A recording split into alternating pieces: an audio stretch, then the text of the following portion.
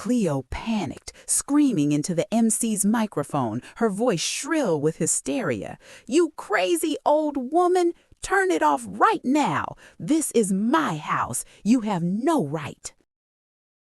Greenwich, Connecticut, Thanksgiving Day. The freezing November wind howled through rows of ancient oak trees, but inside Veda's massive mansion, the fireplace burned warmly.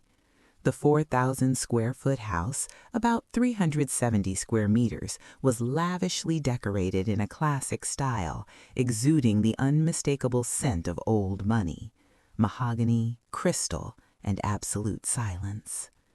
Veda, 68 years old, sat at the head of the long dining table. Her snow-white hair was neatly pinned up, and her cream-colored cashmere sweater accentuated a gentle, kindly appearance. She looked no different from a sweet grandmother who bakes cookies in Christmas movies. But her eyes, those of a former chief financial officer who once breathed fire on Wall Street, remained sharp, cold, and missed nothing. The dining table was set with all the traditional dishes: golden roasted turkey, cranberry sauce, mashed potatoes.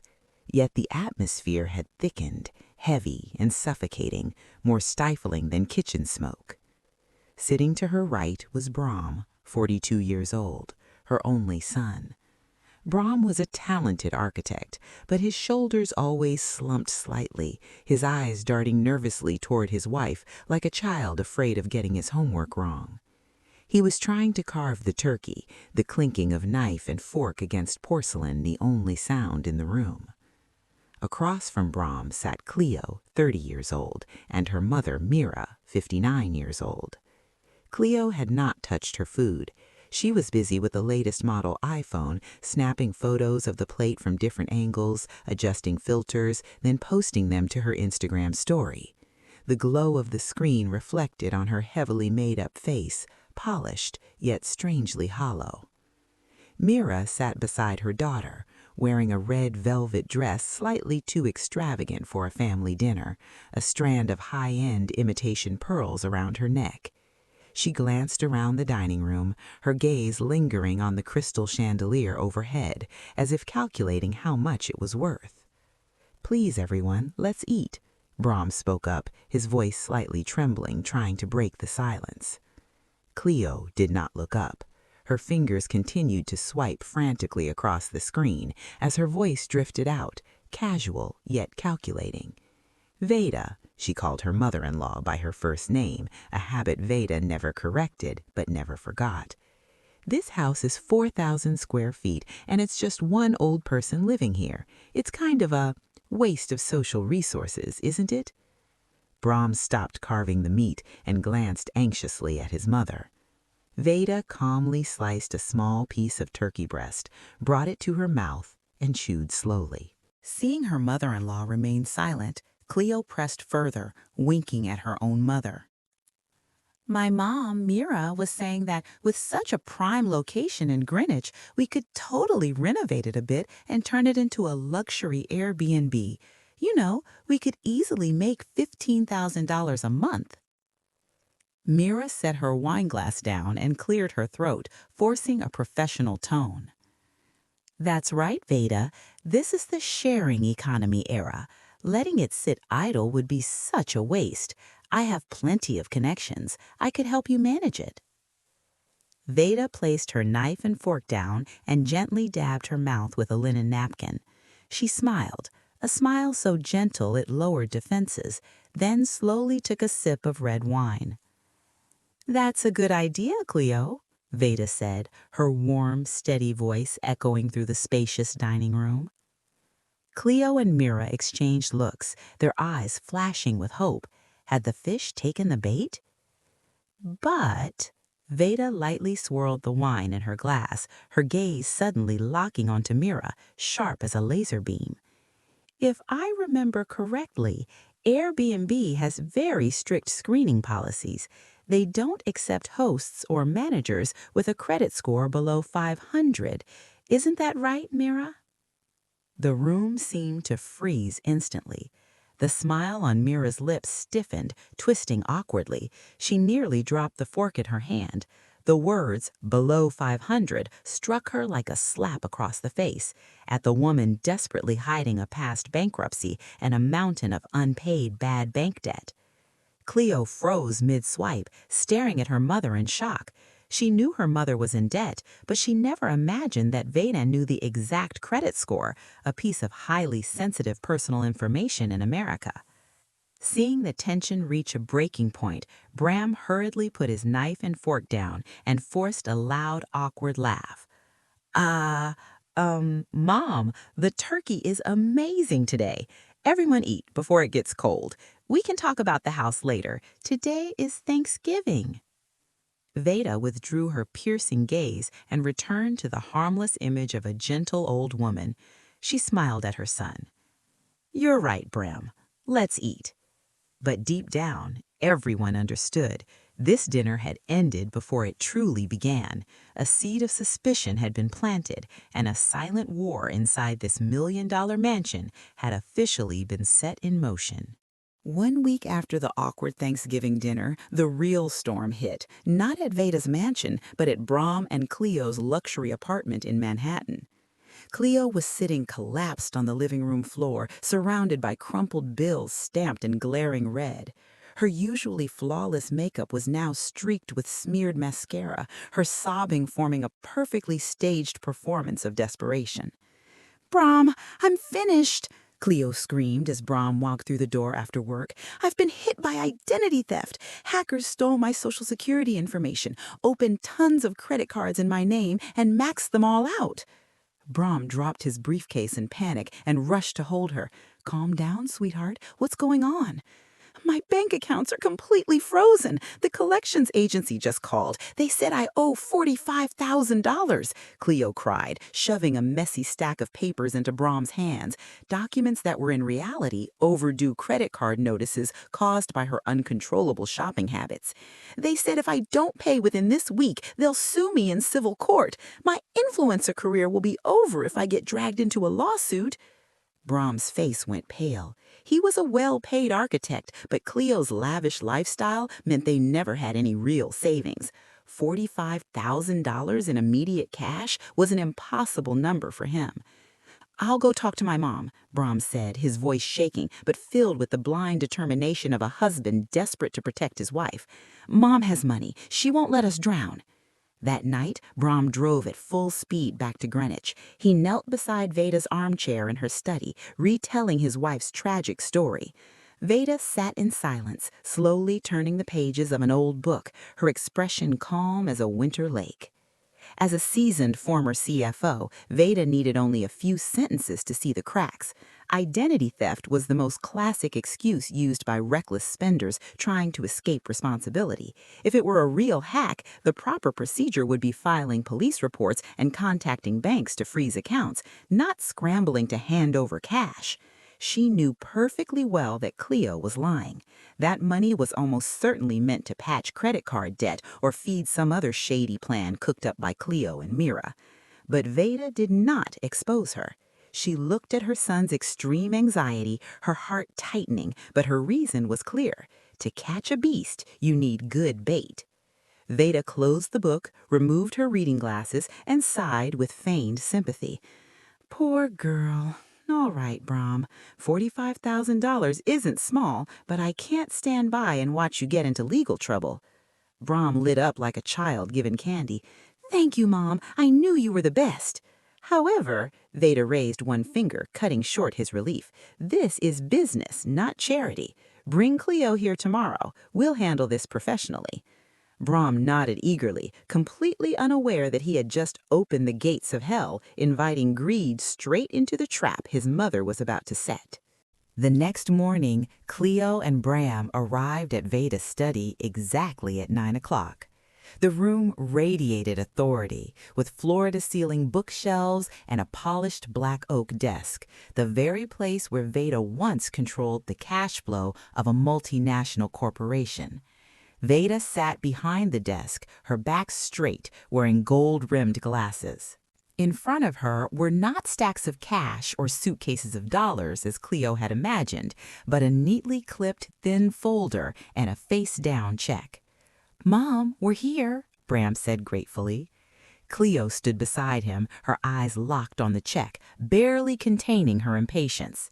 "Sit," Veda gestured to the 2 chairs across from her.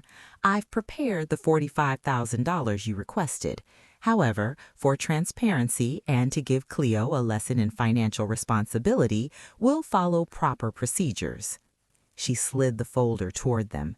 It was a meticulously drafted promissory note, precise down to every comma. "What's this, Mom? I thought you were lending us the money." Cleo frowned, already grabbing the pen, ready to sign without thinking. "Read carefully, Cleo," Veda reminded her, calm but cold. "This is a family preferential loan. 0% interest for the first 12 months. You can make small monthly payments or repay the full amount at the end." The moment Cleo heard 0% interest, her eyes lit up. She nodded rapidly. "Yes, I understand. You're so kind, Mom." She flipped quickly through the pages dense with legal terminology, paying no attention to a bolded paragraph on the final page, the default clause.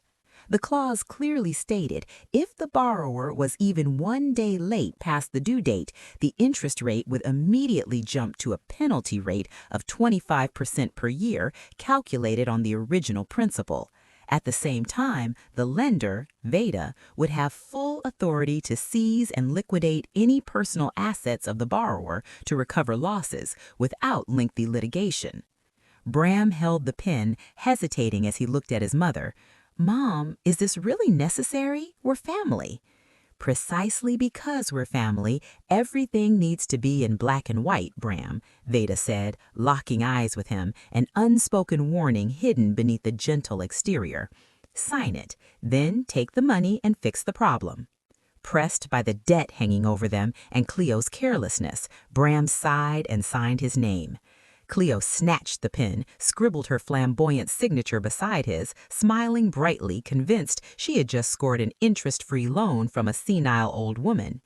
Veda retrieved the contract, carefully checked both signatures, then slowly flipped the $45,000 check toward her daughter-in-law. The soft rustle of paper sounded like the snap of an iron trap shutting shut. "Good luck, my children," Veda said, filing the contract neatly into a password-locked safe drawer. She knew that with Cleo's spending habits, the day the 25% penalty clause activated would arrive far sooner than expected. The $45,000 check was withdrawn from Veda's account just 2 days after the contract was signed. A false sense of peace settled over the family for exactly 1 week. On a gloomy Tuesday afternoon, Veda sat in the living room sipping a hot cup of Earl Grey tea. Resting on her lap was her iPad Pro, her window to the outside world, and at this moment, her tool for portfolio monitoring. She opened Instagram and navigated to the account @Cleo_chic_life. A burst of turquoise filled the screen. Cleo had just posted a new carousel. The first photo, Cleo in a designer bikini stretched out on a sun lounger at an ultra-luxury 5-star resort in Tulum, Mexico.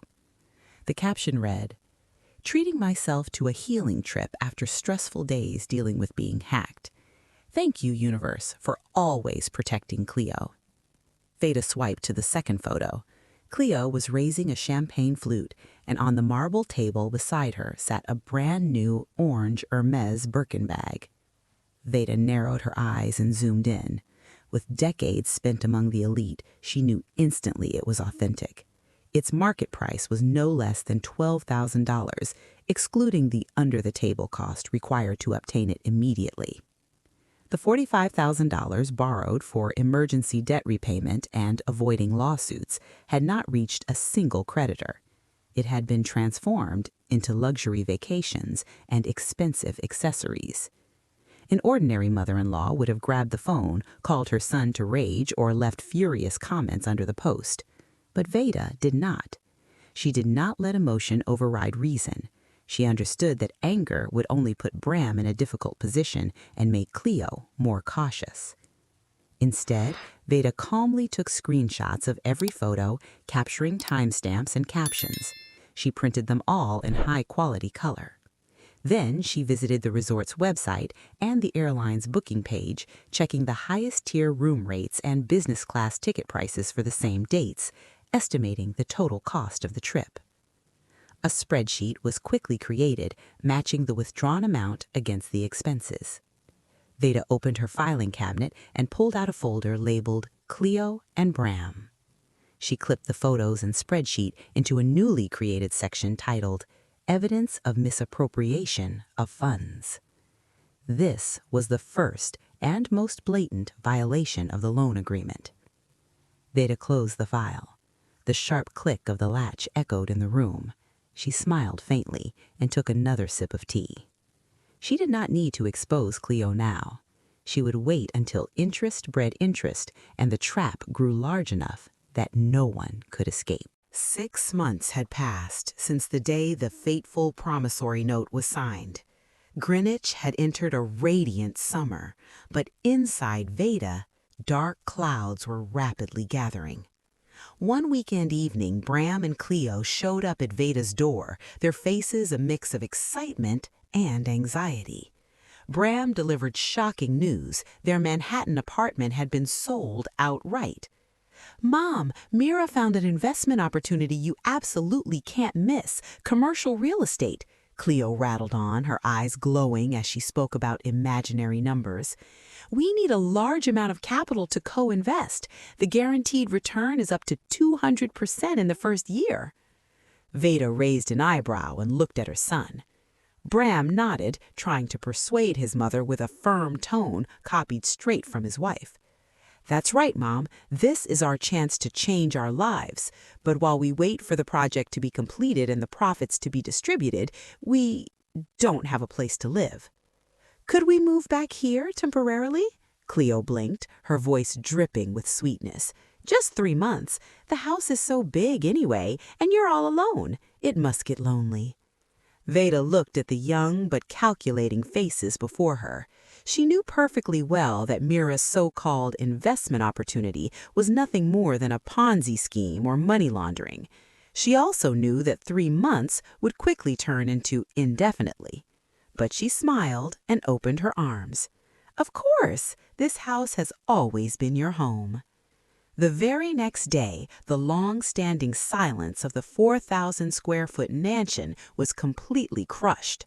2 large moving trucks screeched at the front gate, blocking the driveway and causing neighbors to frown. Movers hauled dozens of cardboard boxes, flashy modern furniture, and countless filming devices belonging to Cleo into the house. Veda's elegant living room quickly turned into a battlefield. Antique oil paintings were obscured by ring lights and green screens for Cleo's live streams. The delicate scent of Veda's lavender essential oil candles were overwhelmed by heavy perfume and the smell of fast food Cleo constantly ordered in. Veda's mornings, once beginning with meditation and birdsong, were now jolted awake by the roar of Cleo's blender at 6 a.m. for detox smoothies filmed for TikTok, and Bram's loud phone arguments with contractors. Cleo moved through the house like a queen, occupying the master bathroom for hours and tossing clothes carelessly onto Veda's expensive Italian sofa. Veda silently observed everything, never voicing a single complaint. She withdrew, yielding the stage to the invaders, but her eyes recorded every change, every act of disrespect. She was letting them grow arrogant, allowing them to fully reveal their greed and crudeness within her own territory. Less than 2 weeks after her son and daughter-in-law moved in, the real nightmare began to arrive. During an offhand moment when Veda mentioned her recurring back pain as the seasons changed, Cleo immediately seized the opportunity. She called her mother. And just a few hours later, Mira appeared at the door with 3 enormous suitcases, her face glowing with suspicious enthusiasm. "My dear Veda," Mira rushed forward and wrapped her in a hug, her overpowering perfume nearly making Veda sneeze. "I heard you're not feeling well and it broke my heart. I'm moving in to take care of you. We can keep each other company in our old age. Cleo is far too busy to manage it." Before Veda could refuse, Mira casually directed the driver to bring the luggage into the main living room, the finest room on the ground floor where Veda usually received important guests. Mira's presence was not limited to adding another mouth to feed. She began acting like the new mistress of the mansion. The very next morning, when Veda returned from a walk in the garden, she froze at the scene in the common room. Mira was instructing two movers to carry an old leather armchair out of the house. It was her late husband's favorite chair, the one he had sat in reading the newspaper every morning for 40 years. On the coffee table, black and white family photographs capturing decades of memories had been taken down and stacked into a cardboard box. "What are you doing?" Veda asked, forcing calm into her voice as her hands clenched. Mira turned back with a broad smile. "Oh, Veda, that chair's leather is cracked and filthy, full of bacteria. It's terrible for your back. I replaced it with this modern infrared massage chair, much more fashionable and healthier." She pointed to a bulky, gaudy massage chair, its loud colors grotesquely out of place in the mansion's refined classical setting. "And these photos," Mira continued arrogantly, "they're so gloomy, all dead people. Feng Shui says keeping photos of the deceased in the living room brings heavy yin energy. I packed them away for you and replaced them with abstract paintings instead. Fresh, youthful, more in vibe with the kids." Veda stared at the cherished chair tossed carelessly onto the porch like trash. Her heart clenched in pain. She wanted to scream, to throw this vulgar woman out of her house immediately. But when she saw Bram standing in the corner, head lowered, unable to stop her mother-in-law, Veda knew the moment had not yet come. She swallowed her fury and forced a weak, resigned smile. "Thank you, Mira. You're very thoughtful." Mira shot a triumphant wink at Cleo. They believed the old woman was past her prime, growing senile, easy to manipulate. They had no idea that every displaced object, every insult to her husband's memory, was being recorded in Veda's mental ledger, and she would collect every last cent. 1 week after Mira moved in, Veda was awakened by the shrill sound of drilling echoing down the hallway. Stepping out of her room, she saw 2 technicians installing small white devices on the ceiling corners. Cleo stood below, directing them while holding a tablet displaying camera angles. "What is this?" Veda asked, squinting at the unfamiliar device aimed straight at her bedroom door. Cleo turned around with a manufactured, reassuring smile. "Smart security cameras, Veda. Greenwich has had so many break-ins lately. Mom, Mira, and I were worried about your safety, so we installed this Nest Cam 4K system. It even has fall detection. If you slip, we'll know immediately." Mira's loud voice echoed from the kitchen. "That's right, Veda. Every house has them nowadays. You're getting older. What if you forget to turn off the stove or lock the door? Let us keep an eye on things for you." Veda watched silently. She immediately noticed something was wrong. A real security system would focus on entrances, windows, and the front gate. But these cameras were placed in highly strategic locations. One aimed directly at the desk in her study where she signed documents, one fixed on the antique safe in the corner of the living room, and one monitoring the hallway leading to the master bedroom. They weren't guarding against outside thieves. They were watching the thief inside, her. Mira and Cleo wanted to know where she kept financial records, what the safe combination was, and her daily routines. Instead of protesting or angrily tearing them down, Veda chose to play along. If they wanted a performance, she would give them an Oscar-worthy tragicomedy. That very afternoon, as Veda walked past the study camera, her posture changed. She no longer moved with the calm decisiveness of a former CFO. She began to shuffle, her shoulders hunched. She stopped in front of the camera, pretending to look around in confusion, muttering, "Where did I put my glasses? I was just holding them," while the glasses sat plainly on top of her head.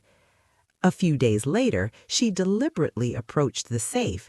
Instead of opening it, she stood there for 5 minutes, her hands trembling as she turned the dial randomly as if she had forgotten the combination, then sighed and walked away in apparent helplessness.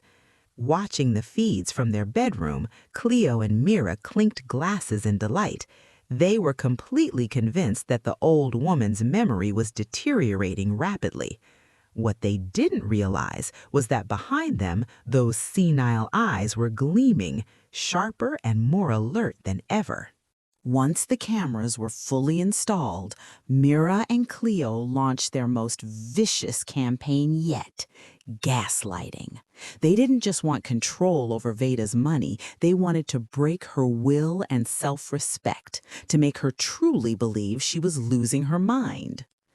Veda's familiar belongings began to move on their own. The car key she always hung neatly on the hook by the front door suddenly vanished, only to be found half an hour later by Bram inside the freezer. "Mom, why would you put your keys in the freezer like this?" Bram asked, his eyes filled with worry mixed with disappointment. Veda was stunned. I didn't do that.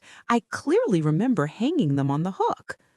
"Veda," Mira chimed in beside them, clicking her tongue with a sigh, her face full of fake sympathy.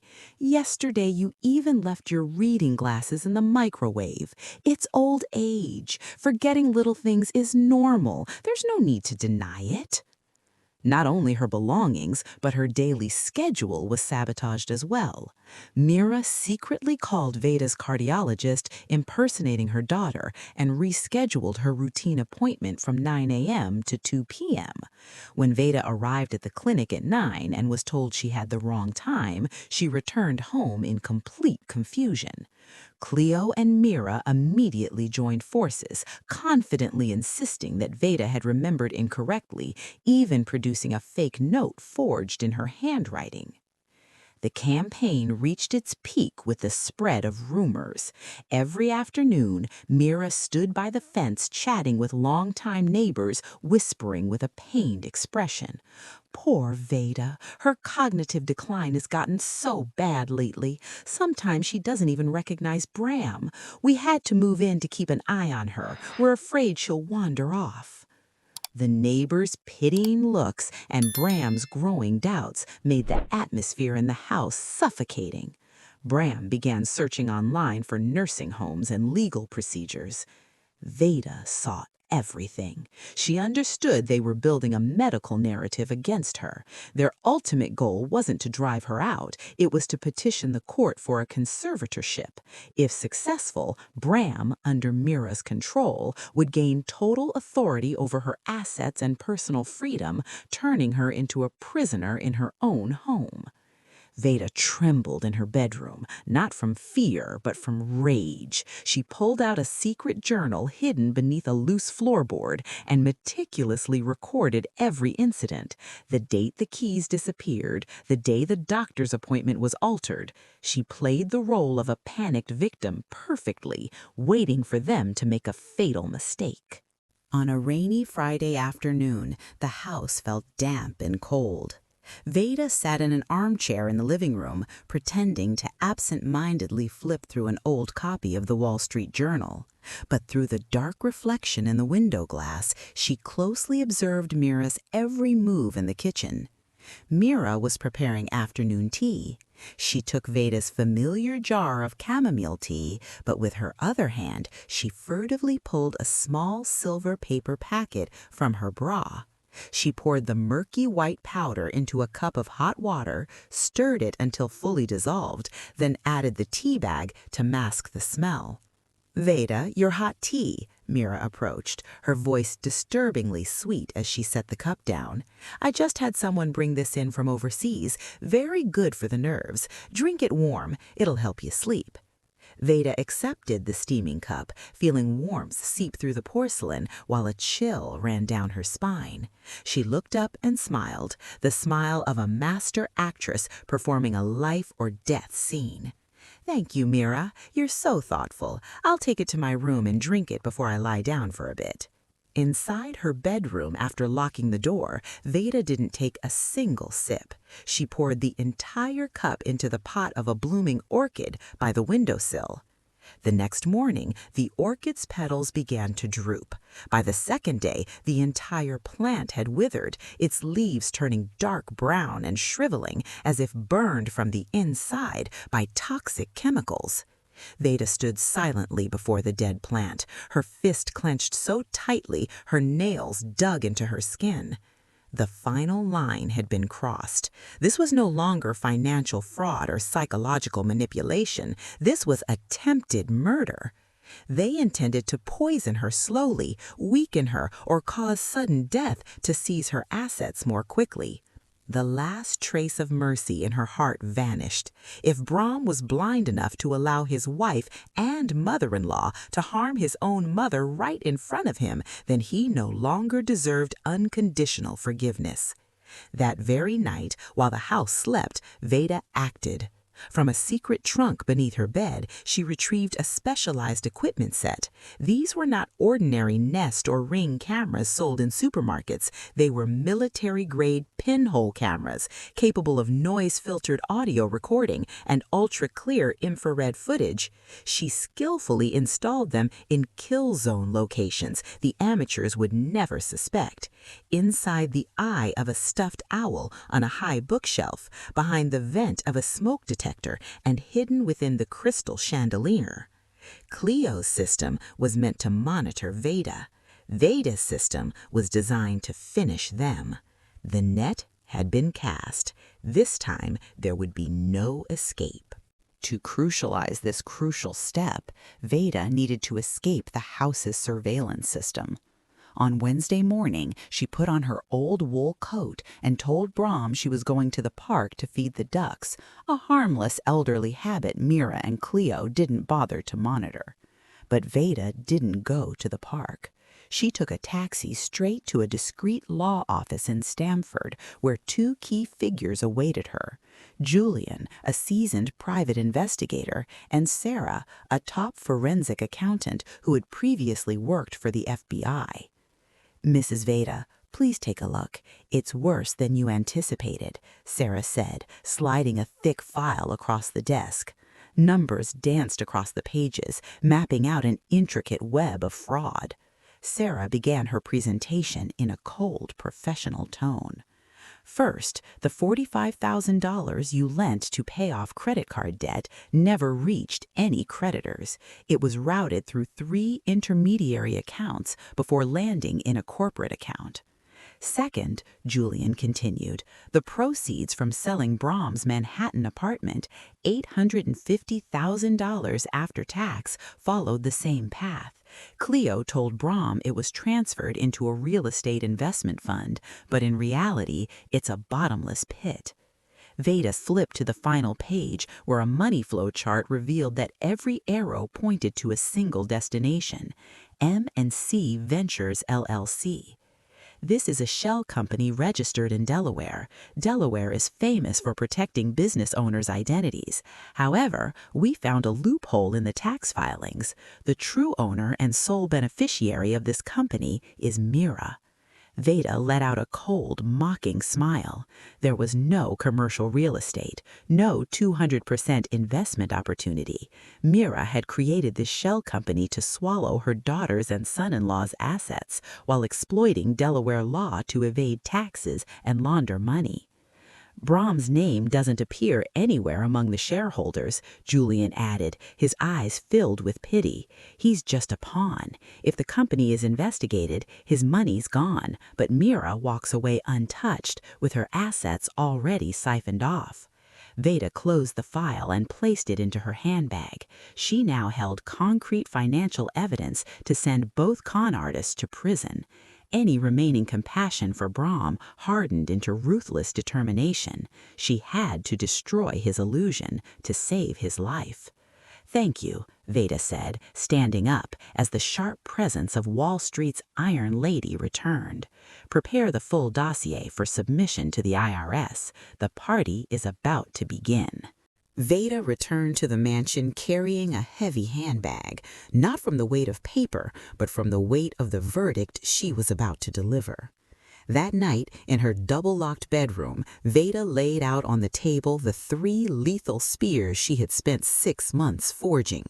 Financial evidence, the thick investigative files tracing the money flow into the Delaware shell company M&C Ventures LLC, proving Mira's crimes of money laundering and tax evasion. Legal evidence, the iron contract, the promissory note that had been blatantly violated. With Cleo's failure to repay on time and misuse of funds, Veda now held full legal authority to foreclose and seize assets without prolonged litigation. Criminal evidence, a small black USB drive containing clear video footage of Mira pouring the suspicious powder into the tea, along with lab results from soil samples taken from the dead orchid, confirming low-dose arsenic contamination. Everything was ready. Only one thing remained missing, a stage worthy of the moment. The perfect opportunity presented itself immediately. The following week was her grandson's first birthday, Bram and Cleo's first child. True to her showy nature, Cleo planned to turn it into a massive PR event with hundreds of guests, including Greenwich elites, influencers, and Mira's so-called potential investors. The next morning, Veda called Cleo and Mira into the living room. She pretended to cough weakly, appearing more frail than usual, her voice trembling. "My health has been declining. My grandson's first birthday. I want to do something meaningful. I'll sponsor the entire event, the grandest party this area has ever seen. And I'd like permission to prepare a small commemorative video to play on the big screen as a spiritual gift for the child." Cleo and Mira exchanged glances, their eyes flashing with triumph. They believed the old woman sensed her end was near and wanted to buy her family's affection one last time. "Oh, Veda, you're so generous," Cleo squealed, already imagining glittering Instagram photos. "I'll rent a 300-inch LED screen, the biggest possible." "Go ahead," Veda smiled weakly, but inside her eyes lay the coldness of an iceberg. "Just make sure the sound and lighting are perfect." They eagerly rushed off to prepare the party of the century, completely unaware they were constructing their own execution platform. Veda wasn't preparing a celebratory video. She was preparing to detonate a nuclear bomb in the heart of their lavish celebration. The first birthday party of Veda's grandson unfolded in exactly the extravagant, ostentatious way Cleo had dreamed of. The mansion's garden was transformed into a fashion runway, complete with a 300-inch LED screen, champagne towers, and hundreds of elegantly dressed guests. Mira, wearing a glittering, jewel-studded evening gown, stepped onto the stage holding a microphone. She cleared her throat, putting on a show of deep emotion. "Ladies and gentlemen," she said, her voice trembling, "today is not only my grandchild's birthday, but also the day our family must make a heartbreaking decision. Our beloved sister Veda—" Mira dabbed at her eyes with fake tears and gestured toward Veda, who sat quietly in a dark corner. "Her mental health has deteriorated severely. For her own safety, the family has decided to admit her to the premium nursing home Golden Sunset starting tomorrow." The crowd murmured in sympathetic whispers. Bram lowered his head, gripping his wineglass tightly. Cleo stood beside Mira, nodding solemnly, her face arranged into a mask of staged grief. "Wait!" A voice cut sharply through the sentimental atmosphere, firm, commanding, impossible to ignore. Veda stepped out of the shadows. There was no trace left of the hunched, trembling old woman. She walked onto the stage with her back perfectly straight, her eyes cold and piercing, the gaze of the Iron Lady who once made Wall Street tremble. She snatched the microphone from Mira's stunned hands. "Before I go anywhere," Veda said, her voice echoing powerfully through the massive sound system, "I have a special gift for my beloved family. Please direct your attention to the screen." She pressed the remote in her hand. The massive LED screen did not show a happy birthday video. Instead, it displayed a complex yet crystal clear money flow chart. "This," Veda explained calmly, as if addressing a boardroom of shareholders, "is the journey of the $45,000 loan for debt repayment and the $850,000 from the sale of my son's apartment. None of it went into any investment. Every dollar flowed straight into M&C Ventures LLC, a shell company registered in Delaware under Mira's name." A wave of shocked gasps rippled through the crowd. Mira's face turned deathly pale, her hands shaking uncontrollably. "These actions constitute wire fraud and money laundering," Veda continued coldly. "I regret to inform you that the complete documentation was sent via express delivery to the Internal Revenue Service this morning." Cleo panicked, screaming into the MC's microphone, her voice shrill with hysteria. "You crazy old woman, turn it off right now. This is my house. You have no right." Veda sneered and clicked to the next slide. The screen displayed a legal document stamped in red, trust deed. "You're wrong, Cleo. This house has not been my personal property for 3 months. I transferred ownership into a trust. You are merely occupants." From the front gate, Veda's personal attorney entered, accompanied by 2 imposing county sheriffs. "And, according to the trust's provisions," Veda declared, her voice unwavering, "any individual who engages in criminal activity or severe ethical violations on this property immediately forfeits their right of residence. This is an eviction notice. You have 15 minutes to leave before forced removal." Cornered and desperate, Mira completely lost control. She lunged toward Veda, trying to grab the microphone. "You vicious old bitch! I'll kill you!" Veda stepped back calmly and delivered the final blow. "There's no need to threaten me, Mira. You already tried." The screen switched to black and white footage from a high-definition infrared camera. The entire crowd held its breath as they watched Mira secretly pour a small packet of white powder into Veda's tea. The image was followed by a toxicology report enlarged across the screen. "Arsenic detected." "This," Veda said, her voice like ice, "is attempted murder." Bram stood frozen. The video pierced his heart like a blade. The mother-in-law he had respected, the wife he had loved, had conspired to murder his own mother under this very roof. Something inside Bram shattered. He rushed forward, blocking Mira as she tried to attack Veda again. He shoved her hard, sending her crashing to the ground. Cleo ran to grab his arm. "Bram, let me explain." "Get away from me, Bram," roared Bram, his eyes bloodshot with rage and disgust, shouting at his wife for the first time in his life. "Never touch me or my mother again. Get out, now." Police sirens wailed outside the mansion gates, blending grotesquely with the automated birthday music still playing, an epic symphony of collapse. Immediately after the party, chaos consumed the estate. Taking advantage of the panic as guests pushed and fled, and while the sheriff secured the scene and collected evidence, Mira dragged Cleo through the back door. They abandoned their luxury car and disappeared into the night. They knew a statewide warrant would soon be issued. Their life of silk and champagne was officially over.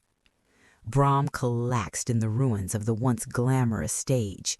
He had lost his wife, his life savings, and his naive faith in people. But when he looked down at his 1-year-old son crying in his arms, he knew he still had a reason to live.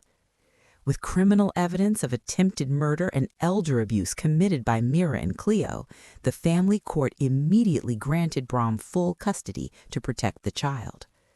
6 months later, The scene shifted to a small American-style lakeside cottage far removed from the noise and vanity of Greenwich. There were no cold marble columns or extravagant parties here, only sunlight and peace. Veda and Bram sat on wooden chairs on the porch, watching the sunset sink into the lake. The soft laughter of the toddler wobbling across the grass was the only sound breaking the stillness. Veda, now calmer and healthier than ever, pulled a yellowed sheet of paper from her pocket. It was the $45,000 promissory note Cleo had signed, complete with heavy penalties. Bram looked at it and lowered his head in shame. "I'm sorry, Mom. I'll work as hard as it takes to repay every dollar, even if it takes my entire life." Veda said nothing. She slowly tore the paper in half, then into quarters, until it became nothing more than scraps. She opened her hand and let the wind carry the pieces toward the lake. "The debt is forgiven, Bram," she said gently. "Consider it tuition for the most expensive lesson of your life." Bram looked at his mother, his eyes red and wet, and finally asked the question that had haunted him for 6 months. "Mom, you knew everything from the beginning. You knew they were lying. You knew they were greedy. Why didn't you drive them away from the start and stop all of this?" Veda turned to him. Her eyes held the boundless compassion of a mother and the unyielding resolve of a teacher. "Bram, my son, I could have warned you 1,000 times, and you still wouldn't have believed me. Blind love made you deaf and blind to the truth. If I had intervened early, you would have hated me. You would have thought I was a tyrannical old woman destroying your happiness." She placed her hand on his shoulder and squeezed gently. "You had to see the knife at my throat with your own eyes. You had to see them poison my tea yourself. Only when pain reaches its absolute limit does a person wake up and learn how to protect what truly matters." Bram collapsed against his mother's shoulder, hot tears streaming down his face. He had lost so much, but he had regained his strength as a man and the greatness of the mother who saved him.